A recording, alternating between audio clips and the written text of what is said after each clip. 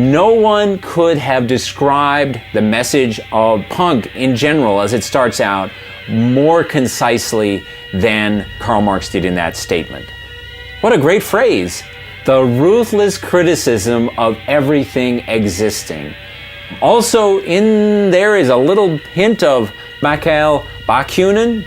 The destructive urge is also a creative urge. And essentially you have the politics of punk. It's an assault, an all-out assault on business as usual, on society, on the state, on religion, on the family. All of the sacred cows are subjected to the withering, truth-seeking gaze of punk. By the time Crass came along very early in this, like 77, 78, they're saying punk is dead. But that was a positive statement because they were saying that that version of punk is dead. Let's not believe in a false idol. Let's not just be rhetorical revolutionaries. Yes, that's right. Punk is dead. It's just another cheap product for the countryman's head. Bubblegum rock and plastic traces. Your boss edition, but my bits on the manners. Super, yes, promote the clash. And the revolution is just a cash. I become a fashion like hippie used to be. I can't think you do it from me.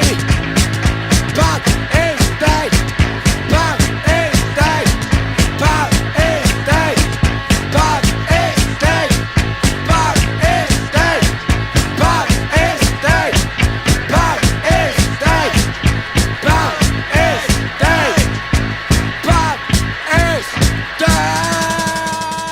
One of the key edicts of Crass was there is no authority but yourself.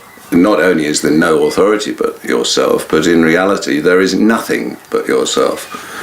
And I don't mean that in a sort of egotistical sense, but actually one is utterly responsible for all the attitudes that emanate from one's head. You know, I would add to there is no authority but yourself, you know, a deeper thought, and that is there is nothing but yourself.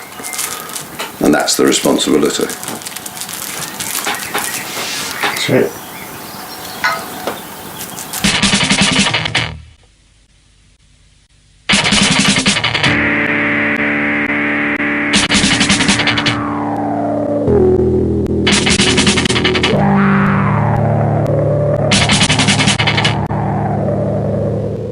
People like the Pistols and the Clash, who on the surface appeared to be saying rather similar things, but actually they also were exceedingly ambitious. They were full of intent, and that ambition and intent was to basically benefit by and through commodity culture.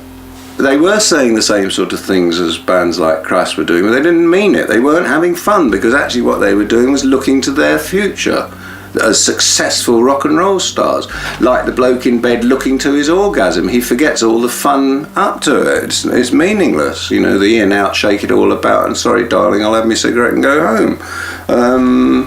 That's not, well, that is sex, and if you know, and that is an aberration. Well, we came up actually not saying anything particularly different, but we were having fun. In other words, we meant it, and that's what people recognised it as. Fucking hell, these people actually mean it. You know, they're not actually doing this so that in 2 years' time they can buy a swimming pool or get a Cadillac or, you know, whatever people do with rock and roll money. They must mean it, you know, and that was the force. If punk was going to mean something real, it had to do what it was talking about. It had to live the life it was singing about in its song. That example of Crass and their press to push people forward through Stop the City, animal rights activism, through the anti-war activism, all of these things provided an example for those of us across the sea.